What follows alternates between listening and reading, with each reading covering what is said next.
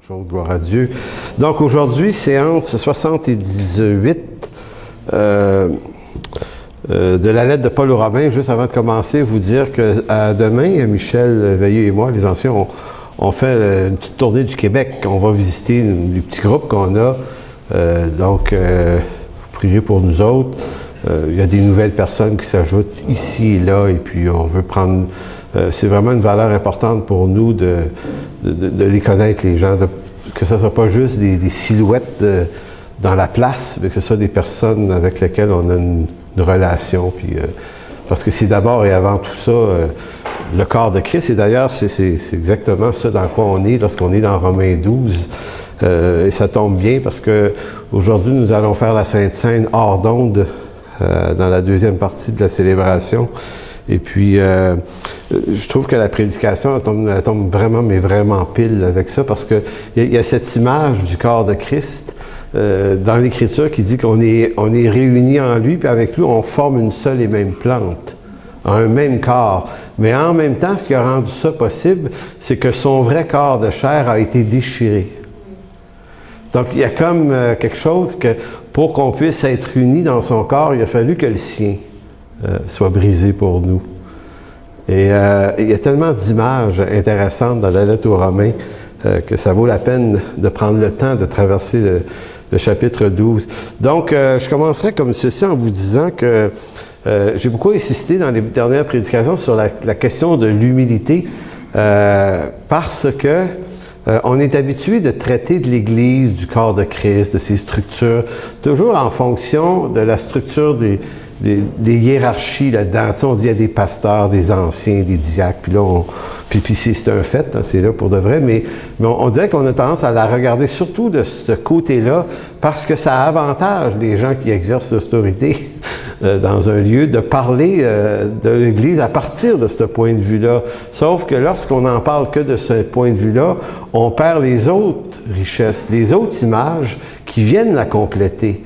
Donc, c'est pas juste une structure d'autorité, une église avec des anciens puis des pasteurs, mais il y a plusieurs autres superpositions qui nous permettent de comprendre davantage la richesse de l'église. Et l'humilité, c'est l'hypothèse qu'on pose depuis quelques séances sur cette lettre de Paul, que l'humilité est une qualité qui devance à peu près toutes les autres dans la formation d'une église.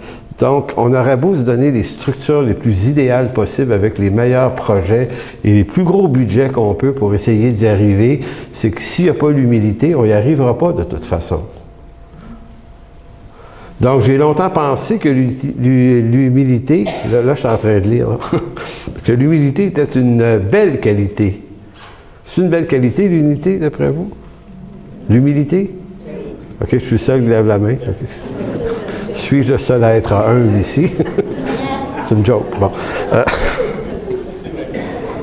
Donc, j'ai longtemps pensé que l'humilité est vraiment, là, c'est pas juste une phrase, c'est vraiment une idée. J'ai dit, il faut que je l'écris comme ça. Il m'est toujours apparu que l'humilité, c'était vraiment une belle qualité pour ceux qui la possèdent. Tu te dis... Ben, ce que je veux dire, c'est que c'est un peu comme si, tant mieux pour ceux qui sont humbles, mais tout le monde ne l'est pas, mais c'est comme ça, la vie. Tu sais, ça prend toutes sortes de monde pour faire un monde. Tu sais, il y a des grands, il y a des petits. Tu sais, il y a toutes sortes de caractères. On peut être... bref, la variété de types de personnes et de caractères. Fait que je veux dire, ça prend toutes sortes de monde pour faire un monde. Jusqu'à ce que je m'intéresse plus à comment Paul en parle, c'est comme si pour faire une église, par contre, ça prend de l'humilité mur à mur. C'est pas juste la qualité de quelques-uns. On est tous appelés à l'humilité, mais pas au sens de s'humilier nécessairement ou d'être humilié. Là. C'est l'humilité doit devenir une force ou une qualité qu'on s'impose parce qu'on l'a pas nécessairement naturellement. Mais peut-être qu'il y en a qui l'ont plus naturellement que d'autres, mais généralement, non. Mais l'humilité, c'est pas l'effacement, c'est pas l'inaction non plus. Donc, plus j'avance dans cette étude de la lettre aux Romains, plus je prends conscience que la qualité qui préside à la réussite d'une église locale, c'est l'humilité. Non pas nos dons, nos appels, nos titres et même notre savoir théologique, mais l'humilité dans l'exercice de ces choses qui nous sont données par pure grâce, mais pour sa gloire. Donc, je suis pas en train de dénigrer les appels, les titres, les savoirs théologiques. Je suis en train de dire que si c'est que là-dessus qu'on mise, on va échouer. Parce que beaucoup qui sont croyants depuis très longtemps ici, vous avez certainement remarqué ça, à gauche ou à droite, c'est que quelqu'un qui se présente dans une église, mais avec ses compétences seulement, ça fait jamais rien de bon. Puis ses compétences peuvent être réelles, son savoir théologique peut être réel, mais je me souviens, écoutez, c'est une anecdote qui concerne Éric Lantier, parce que tous les deux, on a été longtemps au Saguenay à implanter une église là-bas, puis je me souviens une fois, il y avait un gars, je me souviens pas de son nom, je le nommerai pas, tu m'en souvenais de toute façon, mais c'était un gars qui débarque d'un gros collège biblique en Ontario. Tu sais, avec une maîtrise en grec, puis tu sais, il était formé, le gars, là, puis c'était un atout, ça, pour une église. Puis il vient nous voir, puis il nous dit, parce qu'on avait un petit collège biblique là-bas, puis il dit, bon, ben moi, si j'ai choisi votre église pour venir enseigner à votre collège. Vous voyez le problème. Fait que Éric, il me dit, bon, on fait quoi, tu sais? Ben, Éric s'occupait de l'école biblique, fait que c'était à lui à décider. Ben, il dit, je vais lui offrir s'il veut une classe dans l'école du dimanche. Et puis, c'était un piège, j'en ai pas un. Éric, il dit, moi, je veux savoir, il veut-tu servir ou il veut juste... Fait que Éric a demandé si... Il dit, ben, on aimerait ça que tu commences par enseigner à l'école du dimanche. Et là, le gars, on l'a pas revu. On l'a jamais revu. Mais vous voyez, c'est ça.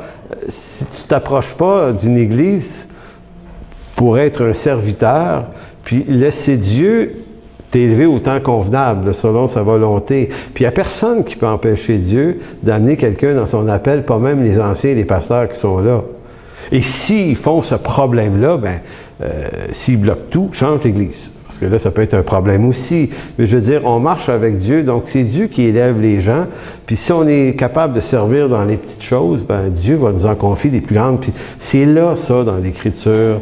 Mais on dirait qu'on ne le capte pas comme ça. Nous, on pense à l'Église à partir de nos compétences. Là, vous avez besoin de moi. Moi, j'ai des diplômes, je sais faire ci, je sais faire ça. Puis c'est correct qu'on nous le dise en passant. On est content de savoir que vous avez des capacités. Mais je veux dire, il y a une différence entre simplement le dire, mais le négocier.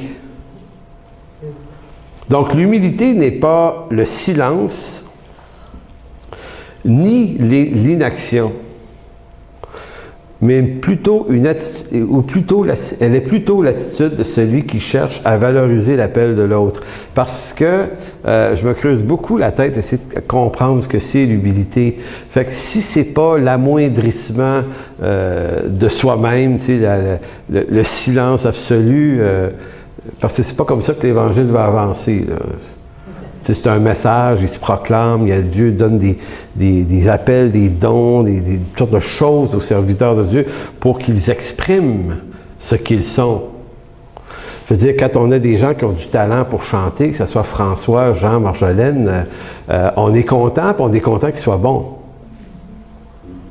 Tu sais, on ne prendra pas celui qui fausse le plus au milieu de nous. Mais il y a des églises qui l'ont déjà vu comme ça. J'avais dit ça l'autre fois, puis il y en a qui ont dit « ça se peut-tu? » Ben oui, ça se peut. En d'autres mots, toujours peur qu'on se fasse piéger par la gloire de... Mais si Dieu nous donne un talent, vraiment un talent, que ce soit artistique ou un talent d'enseignant ou de gestionnaire ou quoi que ce soit, ben il nous l'a donné pour son corps. Mais donc, l'humilité, c'est pas de le cacher. C'est pas le silence, c'est pas l'inaction. L'humilité, c'est une attitude. Mais c'est l'attitude qui fait que, malgré mes dons, malgré mon appel, que ça soit plus important ou moins important, c'est pas ça qui est important. Ce qui est important, c'est que mes dons et mon appel servent à valoriser l'appel des autres. C'est ça être un corps. C'est pour ça que quand on va lire encore Romains, on va se rendre compte que le corps humain, c'est une expression tellement juste, parce que je vais vous dire une chose, vous avez beau avoir deux bras, mais si les deux jambes décident de ne pas vous amener quelque part, vous n'irez pas. Donc, on a besoin que tout ça, ça se coordonne. Donc, pour que les bras puissent aller chercher quelque chose à l'épicerie, ben il faut que les deux jambes soient d'accord. Puis c'est vraiment, ça a l'air d'une joke, mais c'en est pas une. Il faut que les jambes disent, OK, ça va être bon pour nous autres, c'est un bon steak à soir aussi. Fait que let's go les bras, vas-y. Puis tu sais, puis lance le signal à tes yeux, regarde bien s'ils sont beaux les steaks aussi. Puis ton cerveau va calculer, c'est un peu cher ça. En tout cas, bref. Ce que je veux dire, c'est que tout le corps participe au truc. Et ça, là, on fait ça 24 heures sur 24, inconsciemment. Quand on conduit une automobile, là, le nombre de trucs qui fonctionnent dans notre cerveau, puis nos membres, puis nos réflexes, c'est incroyable le nombre d'interactions chimiques dans le corps qui font que ça se coordonne puis ça marche. Puis quand ça commence à mal se coordonner, c'est un problème de santé. C'est des problèmes de dégénérescence de toutes sortes. Des maladies qui sont malheureusement des fois graves. Donc la santé, c'est que ça fonctionne. Donc si Paul utilise l'image du corps humain pour décrire le corps de Christ, c'est qu'il est donc en train de nous dire que la santé du corps de Christ dépend pas d'un seul de ses membres, mais dépend de tous les membres, même apparemment ceux qui ont moins d'apparence que d'autres. Donc c'est pour ça que je dis que l'humilité n'est pas le silence ni l'inaction. Elle est l'attitude de celui qui cherche à valoriser l'appel et la fonction de l'autre. L'humilité n'est pas le mépris et la négligence de son propre appel, mais l'usage de cet appel pour le service du plus grand nombre. On est humble dès que l'on comprend que l'appel que nous avons reçu par grâce n'est pas donné pour notre élévation personnelle, mais pour compléter le don et les appels des autres afin que l'autre brille, plus que soi à la limite. Donc, mon appel n'est pas donné pour l'accomplissement de ma destinée, mais pour l'accomplissement du dessein de Dieu. C'est pas que j'ai pas de destinée, mais ma destinée, c'est pas en vue de ma propre brillance, mais en vue que Christ paraisse.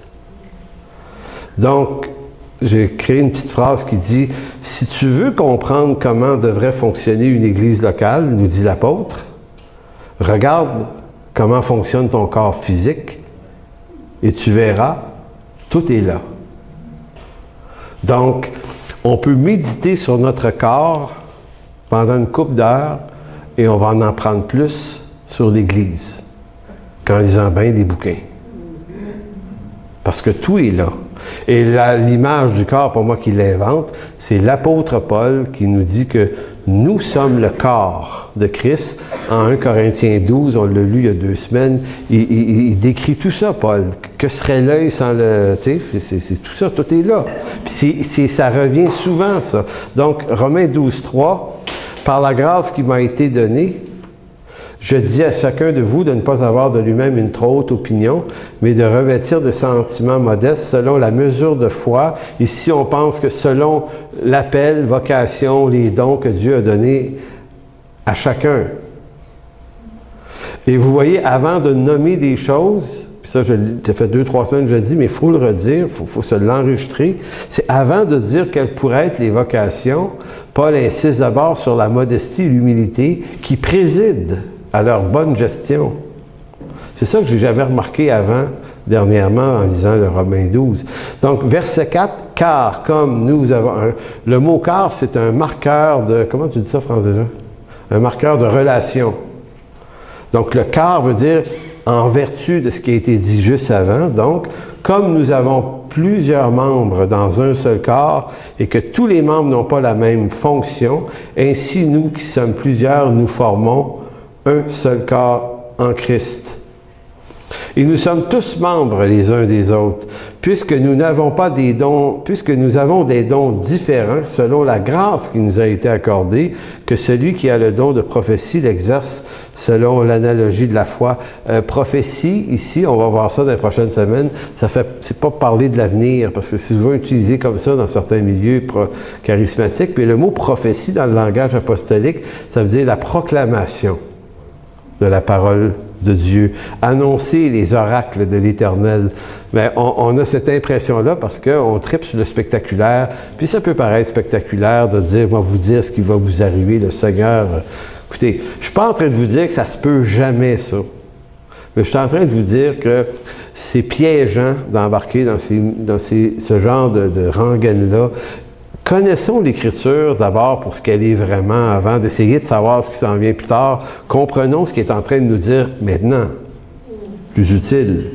Donc, verset 7, que celui qui est appelé au ministère s'attache à son ministère et que celui qui enseigne s'attache à son enseignement, que celui qui exhorte à l'exhortation, que celui qui donne le fasse avec libéralité, que celui qui préside le fasse avec zèle, que celui qui pratique la miséricorde le fasse avec joie. Donc, rapidement, j'ai déjà dit ça, mais je le répète, l'apôtre Paul ici fait pas une liste de dons et d'appels et de vocations.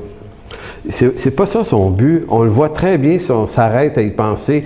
Il parle plutôt de l'attitude qui devrait présider l'exercice de chacun de ces dons-là. Que celui qui fasse ça le fasse de telle façon. Il veut surtout montrer que l'attitude qui accompagne l'exercice, c'est ça qui est important. Et tout ça doit se faire avec humilité. Donc l'Église, en général, dans le Nouveau Testament, est d'abord présentée comme étant universelle. Universelle, ça veut dire l'Église de Christ, ceux que le Seigneur reconnaît comme ceux qui lui appartiennent. C'est l'Église universelle, là, c'est celle que Dieu voit, qui traverse les siècles. C'est des gens de toute langue, de toute culture, de toute nation, unis dans le corps de Christ universel. C'est tous les chrétiens de la planète, en même temps et à travers tous les siècles. Mais cette Église universelle est tout autant une Église locale, parce que certains ont tendance à vouloir créer comme deux entités. Il y avait l'Église universelle, puis il y a les Églises particulières, les Églises locales. Mais dans l'Écriture, vous ne trouverez pas un seul texte qui distingue ça. Quand Jésus parle de son Église, il parle de son Église universelle, mais elle est aussi une Église terrestre, avec des localités. C'est nous autres qui avons appris en théologie à les distinguer, puis c'est pas une bonne idée. Parce que ça fait en sorte que des gens vont dire, moi je suis juste dans l'Église universelle. Mais tu peux pas être juste dans l'Église universelle, parce que l'Église universelle, elle a une réalité locale. C'est local, une Église. Toutes les lettres de Paul s'adressent à des localités. Fait qu'il y a pas une lettre qui dit à l'Église universelle de Jésus-Christ. En disant, je sais pas si elle est à Rome ou elle est un peu partout, là, mais voici ce que je vous dis. Non, il parle toujours à des églises locales. Et quand il parle à des églises locales, c'est l'Église universelle. Même les exhortations dans les chapitres 2 et 3 d'Apocalypse, ça s'adresse à l'Église de tous les temps, puis il utilise des noms de localités en Asie, en Turquie, de l'époque, pour passer le message. Donc, c'est imbriqué. C'est pour ça qu'on ne peut pas dire, moi, je suis juste dans l'Église universelle. Les églises locales ne sont pas à ma hauteur. Que voulez-vous? Mais c'est ça pareil. Puis quand je dis qu'il faut avoir une église locale, la question, c'est pas de savoir si on est tout le temps là tous les dimanches. Tu peux être là tous les dimanches sans que le cœur soit là. Tu sais, nous, dans notre église, il y a des gens qui voyagent, puis c'est bien correct, mais le cœur est là. Il y a des gens dans notre église qui sont en distance, le cœur est là. Donc, c'est l'attachement à un seul corps. On se sent membres, frères et sœurs, les uns des autres, peu importe la région, et ça fonctionne. Mais, comme je vous dis, c'est les deux fonctionnent ensemble. Donc, bien souvent, on décrit l'Église par sa structure hiérarchique. Donc, je le disais tout à l'heure, quand on est dirigeant d'une Église, on aime expliquer l'Église par les anciens, les pasteurs. Pourquoi? Parce que ça vient assurer notre fonction d'autorité. Donc, on dit ancien pasteur, diacre, administrateur. Mais on peut aussi décrire l'Église. Dans l'Écriture, elle est décrite d'une autre façon, et de plusieurs autres façons. On peut aussi la décrire dans ce qu'elle est spirituellement. Une Église, c'est un lieu d'adoration, de prière, d'enseignement, d'exhortation aussi.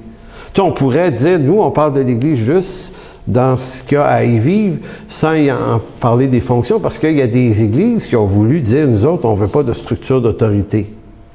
Fait qu'on enlève ça. Mais non, c'est pas ça non plus. Encore là, tu peux pas séparer les fonctions, les appels et les vocations qui sont donnés par Jésus lui-même, et l'apôtre Paul les explicite tellement bien dans Éphésiens chapitre 4 à partir du verset 11. Ces fonctions-là ont été données pour structurer le corps, pour son accroissement. Donc, mais tu peux pas juste présenter l'Église comme ça, il faut que tu présentes également sur ce qu'elle va être dans son activité. Ça va être de l'adoration, de la prière, de l'enseignement, ça va être tout ça.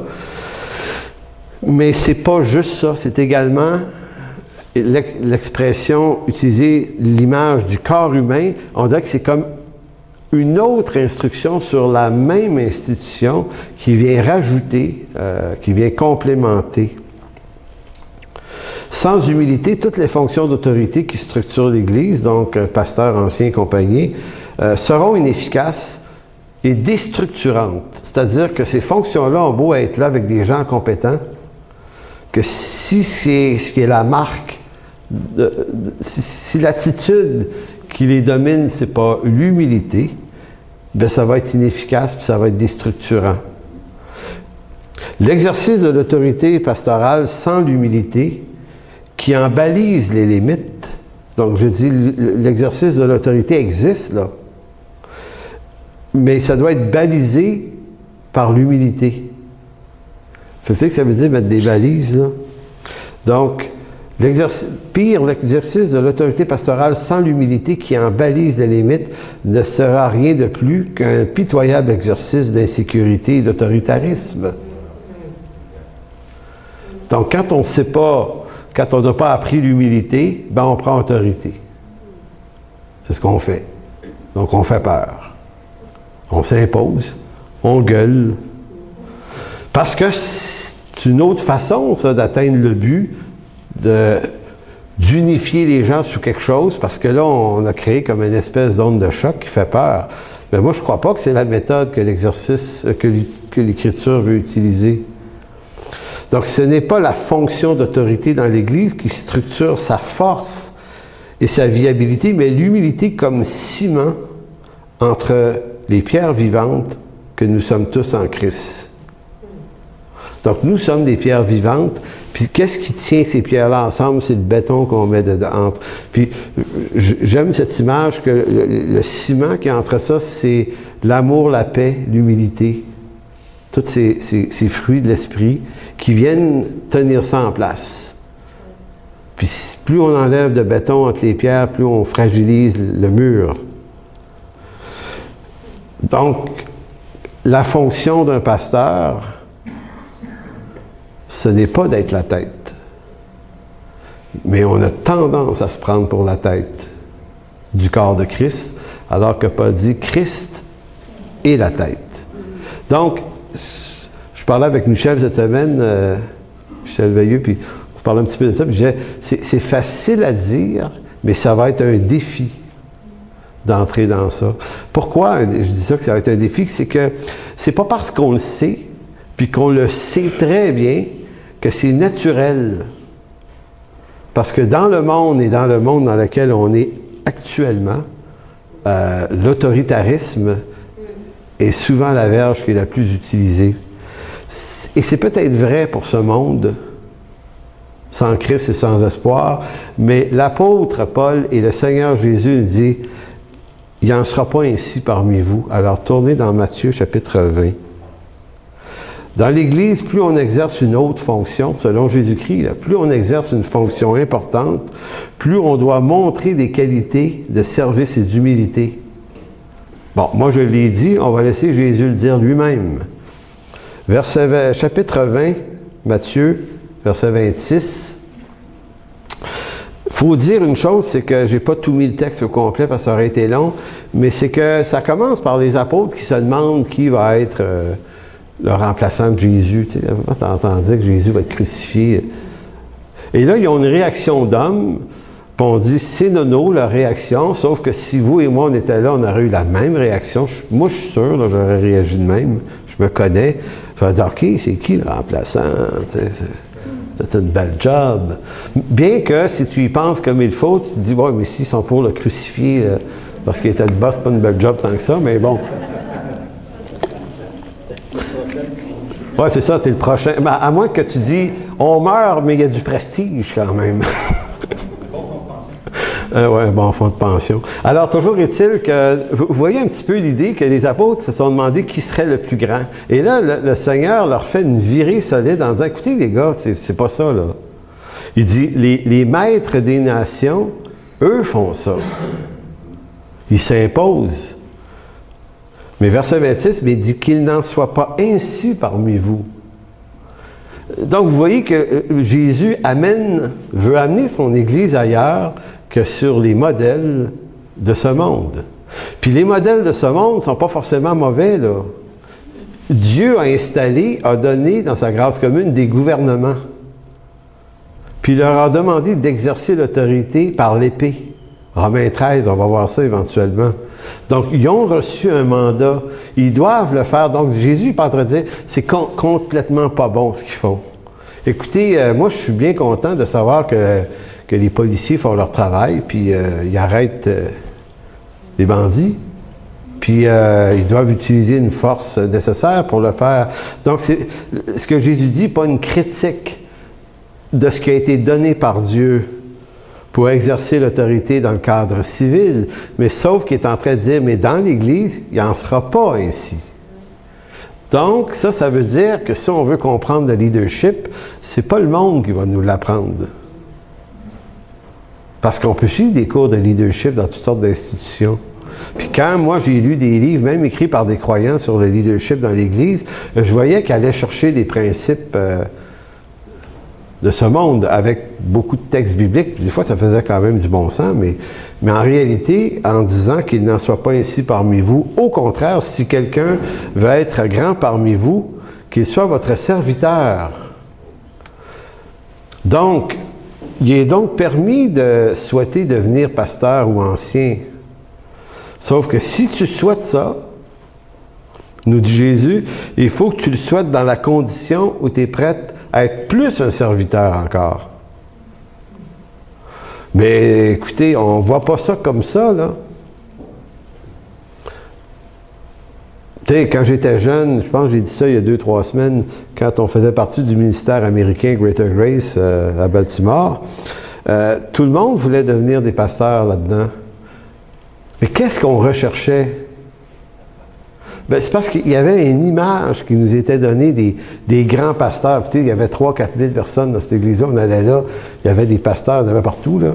Puis, il y en avait des plus majestueux que d'autres. Puis, il y en avait, là. Puis ça, je vous dis, ça créait une convoitise.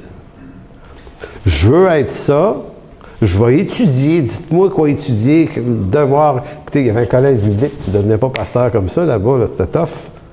Mais les gars étaient capables de se driller dans ça, pas pour un amour de l'écriture tant que ça, mais c'est parce que je vais aller me chercher les étapes, les diplômes, puis les notes qu'il faut. Puis nous autres, je me souviens, à Cartierville, il y en avait qu'on avait envoyé là, ils revenaient, puis là, ils disaient, oh, j'ai fini mes études, là. Peut-être pasteur, là. Peut-être pasteur. Donc, on disait, pasteur. Vous pognez? Et les plus mauvais deals qu'on a faits, c'est d'avoir nommé pasteur des personnes qui avaient juste un diplôme. Pourtant, il y avait, si on veut, il y avait le savoir, il y avait la théologie pour, mais il n'y avait pas l'attitude de cœur. C'était le titre qu'il voulait. Puis, il faut le savoir, c'est que quand tu devenais pasteur, tu pognais plus avec les filles aussi. C'est pas une joke. Moi, en 88, j'ai été nommé pasteur. Tout à coup, il y a plein de filles qui s'intéressent à moi. Je vous dis, sauf France, là, elle voyait cette époque-là, elle regarde. Fait que c'est pour ça que j'ai dit, c'est elle. Elle convoite pas. Non, mais sérieusement, vous voyez quand même l'affaire. Pour ceux qui étaient là, s'en souviennent, c'était ça. Tu voulais ça. Puis c'était compliqué pour nous autres. On disait, ouais, mais tu sais... ouais, mais quand même fait ses études. Puis là, il y en a qu'à cause qu'on leur a pas donné, ils sont partis. Parce que tu peux se faire pasteuriser ailleurs, c'est sûr. Mais vous voyez, donc, quand on fonctionne comme ça, quand c'est ces mécanismes-là qui fonctionnent, on n'est déjà pas dans le dessein de Dieu, parce que le dessein de Dieu présuppose d'abord d'avoir l'humilité pour servir. Donc, c'est pour ça que Jésus dit qu'il n'en soit pas parmi vous. Au contraire, faites des études, allez chercher des études. Puis moi, je suis pour ça, en passant l'étude, là, la théologie, c'est ça qui manque le plus dans nos églises. Mais on n'ira pas chercher ça en vue des titres et des fonctions que ça pourrait nous donner, seulement. Parce que les titres et les fonctions dépendent d'un appel de Dieu. Là. Ça ne dépend pas de notre intention à nous. Là. Donc, Jésus dit au contraire, si quelqu'un veut être grand parmi vous, il dit, ça commence par être un serviteur. Ça commence par ça. Si quelqu'un veut être le premier parmi vous, qu'il soit votre esclave. Car le Fils de l'homme n'est pas venu pour se faire servir, mais pour servir lui-même et donner sa vie en rançon pour beaucoup. Écoutez, on pourrait passer des semaines à réfléchir là-dessus et se dire, hey, on est comme loin, là. C'est pour ça que je vous disais tout à l'heure, c'est un défi, parce que le défi de ça consiste en ce qu'on n'est pas mentalement construit pour réfléchir comme ça dans le siècle présent dans lequel on est. Ça se passe pas comme ça dans nos jobs. Maintenant, quand Jésus va dire, il va se dire, car le Fils de l'homme n'est pas venu pour se faire servir, il parle de lui, là, mais pour servir. Donc, lorsque Jésus, dans Matthieu 11, avait dit « Je suis doux et humble de cœur », c'est la seule personne, historiquement parlant, à ce que je connais, qui s'est lui-même attribué la qualité d'être humble. Et il est le seul qui avait le droit de le dire. Dites jamais ça, vous, de vous-même. T'sais, il n'y aurait pas plus orgueilleux que de dire une chose comme ça, me semble. Mais lui, ça marche. Il peut dire ça. Donc, lorsque Jésus dit « Je suis doux et humble de cœur », Jésus n'a pas dit « Je ne vais rien faire de grand, je ne vais rien faire de bon, de peur, qu'on me remarque. » Tu sais, il a dit « Je suis doux et humble de cœur », mais ça ne voulait pas dire « me rester peinard caché dans une grotte ». Je suis tellement humble de cœur que, tu sais, si je fais un miracle, il va falloir que personne ne sache. Jamais. Il va pas falloir que, tu sais, je vais changer l'eau en vin, mais pas d'un gros mariage, là, ça va, il y a bien trop de monde qui va le savoir. C'est pas humble, ça. Donc, si lui est doux et humble de cœur, il l'est pour de vrai, mais qu'en même temps, sa vocation à lui a été ce qu'il y a de plus spectaculaire dans l'histoire de l'humanité. Écoutez, c'est tellement spectaculaire ce que Jésus a fait et vécu qu'on compte les années à partir de lui. Je sais pas, on ne compte pas à partir de vous, là, pas encore. Mais lui, oui. Donc, c'est pour ça qu'il y a 2 semaines, quand on a regardé ça, je suis retourné chez nous, j'ai pensé à ça tous les jours, je me suis dit, comment on peut comprendre qu'il est humble? S'il se dit humble, là, mais qui est spectaculaire et miraculeusement spectaculaire à la fois, où est-ce qu'on va remarquer son humilité? Puis là, on ne pourra pas dire, ouais, mais il aimait les pauvres, il était, tu sais, les derniers vont dire, il se tenait. Oui, mais pas juste ça. Il a fait des grosses affaires, là, puissantes et spectaculaires aussi. Donc, non, Jésus montre son humilité, et c'est peut-être ça la définition qui me vient maintenant de son humilité à lui. Jésus a montré son humilité par sa soumission parfaite à la volonté du Père, et en donnant ce que le Père lui avait demandé de lui remettre de plus précieux, sa propre vie. L'humilité, c'est donner ou servir l'autre avec ce que Dieu nous a donné. Donc, quand Jésus dit ici, là, dans le chapitre 20 de Matthieu, verset 27, il dit « Car le Fils de l'homme n'est pas venu pour se faire servir, mais pour servir lui-même et donner sa vie en rançon pour beaucoup. C'est un peu comme si le Fils de l'homme n'est pas venu pour vivre sa vie autonome à Dieu, mais la soumettre complètement à la volonté du Père au risque, pas au risque, avec le dessein que ça finisse cloué à la croix. C'est ça l'humilité. L'humilité, elle est dans notre soumission à la volonté du Père. Donc, elle n'est pas dans la négation de notre appel. Puis lui, son appel, c'est d'être un Messie. Donc, c'est pas la négation de son appel messianique et de tous les miracles que ça pouvait amener. Ça, il devait le faire. Ça faisait partie de sa mission. Mais c'était que cette mission-là soit toujours maintenue sous la volonté du Père, puis ça va finir à la croix. Donc, si on prend ce modèle-là, on va donc comprendre un peu mieux ce que Paul essaie de nous dire dans Romains 12. C'est que les dons et les appels qu'on a reçus vont suivre un peu la même trajectoire. Dieu, par sa grâce, nous a donné des dons et des vocations. Il nous a donné ça. Il en a donné plus à certains, peut-être moins à d'autres.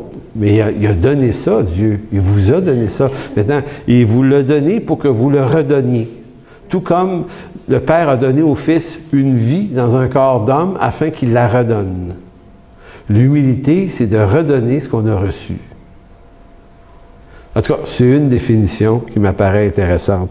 Ce n'est pas tant la diversité des dons et des appels que Paul... Non, ça j'ai dit. En disant que nous sommes un seul corps en Christ, en Romains 12, l'apôtre est en train de dire que chacun des membres, bras, jambes, etc., dans l'Église, n'a de réalité existentielle que dans son rapport avec l'autre membre auquel il est attaché par des muscles et des nerfs. La question n'est pas tant de savoir à quel membre correspond mon appel ou ma vocation, mais plutôt que je ne suis rien de plus qu'un membre parmi tant d'autres. Parce que quand l'apôtre Paul décrit le corps, il dit pas telle vocation apôtre, nous autres on est plus telle patente dans le corps. Puis c'est pas tellement qui ressemble à quoi là. Il y en a un qui ressemble plus à un nez ici là. Vous comprenez, c'est pas ça, là. C'est plutôt l'image, la symbolique de ce que c'est un corps. Paul dit, c'est ça, l'Église de Dieu. Peu importe où ce que tu es là-dedans. C'est pas ça qui est important, où ce que tu es là-dedans, tu ressembles à quoi, on s'en fout. Ce qui est important, c'est que ta conduite soit conforme à cette image-là. Donc, c'est le rapport des membres entre eux qui est au cœur de l'intention et de l'attention de Paul en Romains 12. C'est-à-dire comment chacun coopère pour le bien de tout le corps, mais pour coopérer au bien de tout le corps, il faut coopérer au bien du membre qui est juste à côté. À ce que je sache, on a des os. Ben non, ça je suis sûr. On a des os. Et je pense, je ne sais pas si quelqu'un peut me confirmer ça, je suis juste pas sûr, nos os ne se touchent pas nulle part, ça se peut-tu? Un os ne touche jamais un autre os. Il y a toujours des cartilages, des nerfs, des tendons, des ligaments. Si je comprends bien, si vos os se touchent, c'est un problème. De l'usure d'os dans la colonne, là, c'est un problème. Donc, c'est quand même bien fait, le corps. Et c'est pour ça que je disais, si tu veux savoir c'est quoi une église, regarde comment ton corps fonctionne, puis tout est là. Parce que dans le fond, c'est des bouts d'os, puis il y en a plusieurs centaines de morceaux, puis il y en a des minuscules, puis il y en a des gros. Mais c'est pas important. Parce que quand tu reçois un coup de pied sur le tibia, qui est assez gros, je pense, ou que tu aies mal à un ongle, ça fait mal pareil. Tu sais, on dirait que c'est pas la grosseur de l'os qui fait que ça fait plus ou moins mal. Avoir mal, c'est avoir mal. Mais en même temps, regardez, je suis en train de bouger mon petit doigt. Je suis bon, hein? Mais je ne sais pas combien de phénomènes électriques par les circuits nerveux qui passent. Parce que il a fallu que mon cerveau, qui décide d'obéir à l'idée de... Il a fallu qu'il donne un ordre à un paquet d'affaires avant que ça atteigne le petit doigt. Il a fallu que mon bras décide de se lever, là. Puis il décide de se plier, là. Juste pour que ça bouge ici, là, il y a tout un tas d'affaires qui se sont passées dans le corps. Donc, le petit doigt, il fait rien, lui, s'il n'y a pas de bras, puis s'il n'y a pas de main. Puis tu sais, quand on joue du piano, là, tu sais, moi, quand je joue, je me rends pas compte, mais quand je regarde d'autres pianistes jouer, là, puis je vois les doigts bouger, je me dis, c'est incroyable, pareil, comment il fait? Parce que quand on joue, on se voit de même, mais quand on regarde de même, on se dit... Puis tu sais, des très grands pianistes jazz, j'en ai vu des fois, là, moi, je les comprends pas, même si je joue du piano, je regarde ça, je dis, qu'est-ce que c'est ça? Tu sais, Michel, t'en connais pas mal. Tu sais, la coordination de ces gens-là, puis là, ils se coordonnent avec d'autres musiciens, puis c'est un ensemble de phénomènes de complexité, puis eux autres, ils jouent, puis ils se regardent en riant. Ils ont du fun. Fait que le cerveau envoie des millions d'informations pendant ce temps-là. Puis, avez-vous remarqué, les gars ne sont pas en train de se demander la quantité d'informations qui vient de passer. Tu sais, c'est merveilleusement fait, le corps humain. C'est puissant. C'est encore incompréhensible. Donc, j'ai dans mon bras des muscles et des nerfs qui permettent à mes os de se mouvoir dans toutes les directions. Toutes ces articulations sont nécessaires car elles unissent mon bras aux autres membres de mon corps qui lui permettent de se coordonner au reste de mon corps par des impulsions qui sont lancées par mon cerveau. Mon cerveau fait fonctionner tous les membres par des impulsions nerveuses, tout comme Christ le fait pour son corps qui est l'Église. Donc, si on veut que ça se passe bien, laissons Christ être la tête. Amen. Que se passe-t-il lorsque tous nos membres ne reçoivent plus bien les signaux? Bon, on appelle ça une maladie dégénérative. Donc, je vais vous lire un texte qui va apparaître à l'écran, je pense. On l'a, oui, on l'a. Ça s'appelle « Cerveau, le centre du contrôle du corps humain ». Fait que cette semaine, je me suis dit, je vais essayer de comprendre comment ça marche, parce que sciences médicales et moi, ça n'a jamais fité trop. Mais je veux dire, je dois pas être si cave que ça. Je vais essayer de comprendre, parce que c'est compliqué, le cerveau. Fait que je suis allé sur Internet. Fait que comme on l'a dit souvent depuis quelques années, j'ai fait mes recherches. Alors, je ne peux pas m'empêcher de la dire, celle-là. Alors, j'ai trouvé plusieurs articles, dont certains étaient totalement incompréhensibles. Puis, j'essayais de trouver quelqu'un qui ramasse de l'information, puis qui la vulgarise pour qu'on comprenne ça aujourd'hui à l'Église. Maintenant, avant que je lis le texte, par rapport à Christ qui est la tête, OK, je vous pose une colle, OK? Je vais lire ça, mais je vous pose une question avant. J'aimerais savoir si vous allez remarquer dans l'article ce qui m'a énormément surpris sur comment le cerveau fonctionne. Je n'en dis pas plus. Donc, ça va comme ceci. Nous pensions n'avoir qu'un seul cerveau, alors qu'en réalité, nous en possédons plusieurs, qui fonctionnent en étroite collaboration. Donc, plus qu'un cerveau dans notre cerveau. C'est déjà quelque chose.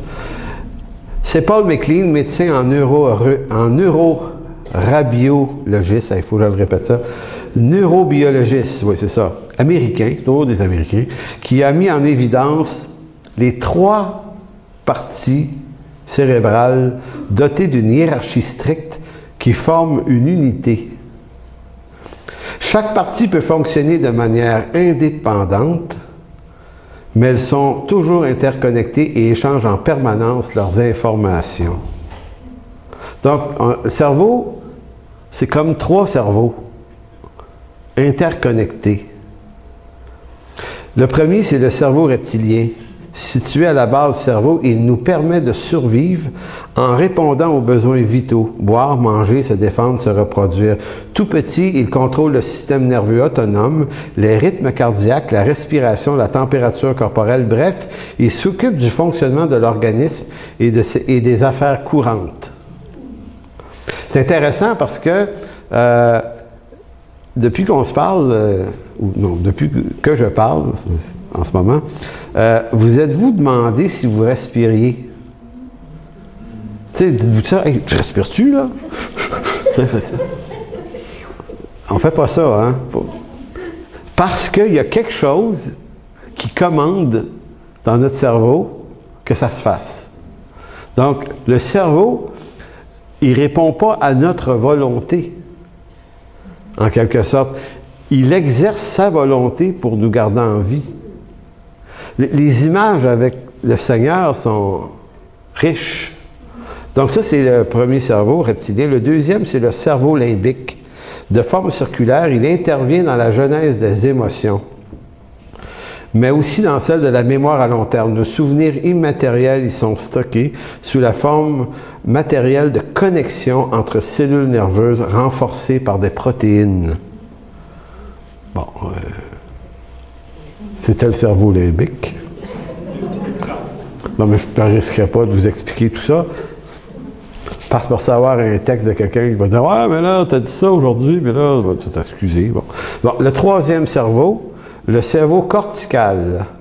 Sous sa responsabilité se trouve le langage, la pensée, la lecture et l'écriture, l'imagination et la gestion rationnelle. Donc, les trois cerveaux, rappelons-le, sont connectés jour et nuit et fonctionnent en synergie. Bon, le défi, c'était, qu'est-ce qui vous vient à l'esprit quand vous entendez qu'il y a trois cerveaux? C'est exactement ce que j'ai pensé. Si le Christ est la tête du corps et qu'en Dieu, il y a trois personnes, je me dis, c'est étonnant que notre cerveau a également ces trois parties-là. C'est juste une image, je ne sais pas quelle valeur y donner, puis je ne veux pas y donner une valeur plus que ça, mais je me suis quand même demandé, je disais, coudonc, est-ce que le Seigneur aurait suffisamment de suite des idées pour dire, ça va tellement être semblable qu'on va être trois dans ta tête? Peut-être. Mais on fait affaire avec un Dieu trinitaire, Père, Fils et Saint-Esprit qui nous habite en permanence. Donc, le cerveau, proprement dit, appartient à un ensemble plus vaste réunissant les systèmes, et là, c'est ça qui est intéressant, réunissant les systèmes nerveux central, endocriniens et immunitaires. Ces trois grands systèmes de communication sont reliés directement par nos trois cerveaux et gérés par eux. La triade neuro-endocrino-immunitaire se partage le transport des informations dans l'organisme et garantit ainsi l'harmonie des fonctions vitales. Pour fonctionner, notre organisme a besoin du cerveau dans sa boîte crânienne, mais aussi des voies nerveuses, endocrines et immunitaires. Il faut donc voir l'organisme comme un immense maillage interconnecté qui va de notre psyché à la plus petite de nos cellules. Chaque parcelle de matière qui nous forme est parfaitement au courant de tout ce qui se passe partout ailleurs dans le corps. Amen. Moi, quand j'ai lu ça, ce texte-là, je me suis dit, ben, wow, c'est incroyable quand même. C'est incroyable que le corps et la science découvrent la beauté des mécanismes du corps humain, puis qu'à la fois, l'apôtre Paul, en son temps, en tout cas, il ne devait pas comprendre tous les mécanismes du fonctionnement du corps humain. Ça, c'est sûr qu'il en savait un peu, mais pas tant. En tout cas, pour ce qui est microscopique, c'est sûr qu'il l'ignorait. Mais c'est incroyable comment l'apôtre Paul, sous l'inspiration de Dieu, nous amène quand même dans cette image du corps.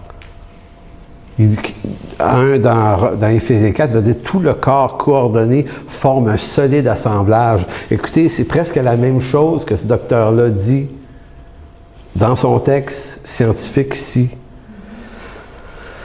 Donc, ce que je dois comprendre comme ancien pasteur, c'est que je ne suis pas la tête de mon Église. En ma qualité de pasteur, je ne suis qu'un membre qui participe et reçoit des impulsions du cerveau comme tous les autres membres. L'humilité ici n'est pas une qualité... L'humilité ici n'est pas une qualité peut-être plus ou moins présente, mais une attitude que nous devons nous imposer à nous-mêmes pour assurer que tout le corps reste bien coordonné. Voilà en quoi l'humilité est si importante. Elle agit comme l'impulsion envoyée de notre cerveau qui permet la fluidité des mouvements par la coordination de tous les membres pour que le tout fonctionne dans l'intention de celui qui en est la tête, le Christ. Tournez dans Colossiens chapitre 3, on va terminer là-dessus. Colossiens 3. Et là, on va être surpris. Une autre affaire qui est surprenante, c'est que l'apôtre Paul, dans son langage biblique, utilise des mots qui sont issus de la physiologie humaine. Il utilise le mot ligament dans l'Écriture. Il parle de ces ligaments-là, lui, dans plusieurs de ses textes. Ainsi donc, comme des élus de Dieu saints et bien-aimés, revêtez-vous d'entrailles de miséricorde, de bonté, d'humilité, de douceur, de patience. Supportez-vous les uns les autres, et si l'un a sujet de se plaindre de l'autre, pardonnez-vous réciproquement. De même que Christ vous a pardonné, pardonnez-vous aussi. Mais par-dessus toutes ces choses, revêtez-vous de la charité, qui est le lien de la perfection. Le mot lien ici, sondesmos veut dire ligament. C'est emprunté au langage du corps humain. Donc, Paul est en train de dire que les ligaments qui nous lient dans le corps de Christ ont la même fonction que nos ligaments dans notre corps. Et que la paix de Christ à laquelle vous avez été appelés pour former un seul corps règne dans vos cœurs. Donc, ce qui est vraiment fort intéressant, c'est de voir à quel point l'humilité, en tout cas, dans le discours de Paul, c'est pas un sujet quelconque, secondaire, aux grandes doctrines de la Bible, mais dans la doctrine de l'ecclésiologie, c'est-à-dire l'Église, c'est fondamental, parce que ça garantit la réussite, ou ça garantit l'échec si on n'en veut pas. Colossiens 2,18. Qu'aucun homme, sous une apparence d'humilité ou par le culte des anges, ne vous ravisse au gré le prix de la course, tandis qu'il s'adonne à des visions et qu'il est enflé d'un vain orgueil par des pensées charnelles, sans s'attacher au chef, la tête ici, là, dont tout le corps, et regardez, il redit ce que le scientifique a dit là, dans ces mots, sans rester attaché au chef, dont tout le corps assisté et solidement assemblé par des jointures. Ces mots-là là, qui sont empruntés au langage du corps humain. Des jointures et des liens, ligaments encore dans le grec ici, tirent l'accroissement que Dieu donne. Donc, c'est comme si Paul disait, sans s'attacher au chef, dont tout le corps assisté et solidement assemblé par les jointures et les liens, tire l'accroissement que Dieu donne. Donc, Paul le décrit, le mouvement du corps, le mouvement des muscles et des os. Tout ça fait partie de sa façon d'enseigner l'unité. Donc, l'unité dans l'Église ne s'atteint pas par la force des choses, ni même sur des discours sur l'unité. J'écrivais un article cette semaine, on a tendance à parler d'unité quand on sent que ça brasse. Fait que le pasteur, on va sortir nos messages sur l'unité, mais c'est beaucoup plus l'usage de l'unité pour mettre les choses sur le tapis, parce qu'on dit « Ah, ça brasse un peu, on va leur dire qu'ils sont méchants. » Fait qu'on va leur sortir le message classique de l'humilité. Puis on va utiliser également la fonction de l'autorité, qui vous dit, l'autorité, d'être dans l'unité. Et en d'autres mots, on est capable d'utiliser des vraies doctrines pour des mauvaises raisons. Alors que l'unité, c'est pas quelque chose qui se répare quand c'est en train de se défaire. Si on veut refaire l'unité, il faut refaire le trajet et recomprendre à nouveau le corps. Et ça implique peut-être les gens comme moi qui exercent la fonction d'autorité aussi. Et tout ça, donc, il y a des dysfonctionnements, puis il faut être capable de savoir où est-ce que ça dysfonctionne. Parce que si on dit juste aux gens, écoutez, arrêtez, là, vous êtes charnel, là. Donc, on arrête ça. Fini. On est un. On est-tu un? Peut-être tu la regardes avec des gros yeux. Oui, on est un. Mais qu'est-ce que tu viens de faire? Tu viens juste de faire peur aux gars, mais tu viens pas de réparer ce qui a causé. Fait que c'est compliqué, hein?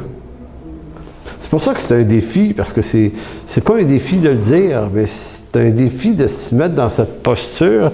Et je terminerai juste en vous disant, en disant ces choses, en se disant ces choses en Église aujourd'hui, il se peut qu'on soit en train de penser à un tel, une telle ou telle église qu'on a déjà été, ou telle autre patente des gens qu'on connaît. Ouais, peut-être. On peut pas s'empêcher de penser à des situations, mais c'est pas ça qui va être utile. Parce que l'unité, c'est pas celle des autres avec moi. L'humilité m'appelle dans mon rapport à l'autre. Dieu me dit pas comment rendre l'autre humble avec moi. Il me dit comment moi l'être avec l'autre. Donc ça nous concerne individuellement et corporellement. Alors merci Père de bénir pour ta parole aujourd'hui. Seigneur, c'est toujours béni de voir les précisions chirurgicales de ta parole par rapport à des réalités humaines. Seigneur, je ne sais pas ce que Paul en savait exactement du corps humain, mais ce qui est clair, c'est que toi, tu l'as inspiré d'utiliser cette image. Et au fond, plus la science avance, plus on comprend à quel point cette image est effrayante de précision. Et par cette image, Seigneur, on peut davantage comprendre ce qu'est une Église simplement en regardant nos corps et leur fonctionnement. Seigneur, c'est une grande bénédiction pour moi, ça, aujourd'hui. Et je te demande de nous donner la maturité, Seigneur, de nous donner la maturité ici, qui n'est pas une infusion de maturité, mais peut-être un choix qu'on fait. De dire, OK, je vais faire attention. Pour pas nécessairement être ce que j'ai l'habitude d'être moi-même, mais de veiller sur mon cœur afin de poser des actes et des paroles d'humilité, puisque l'humilité, c'est celle que je dois manifester envers mon frère. D'abord, l'humilité, c'est moi qui donne ce que j'ai reçu de toi pour l'avantage de l'autre. Et tout ça, Seigneur, ça ne nous est pas naturel. Alors, Seigneur, garde ça vivant dans nos cœurs et dans nos mémoires afin que ce soit quelque chose auquel on pense à chaque jour. Et pas seulement à l'Église, Seigneur, dans nos familles aussi, peut-être. Pas peut-être, dans nos familles.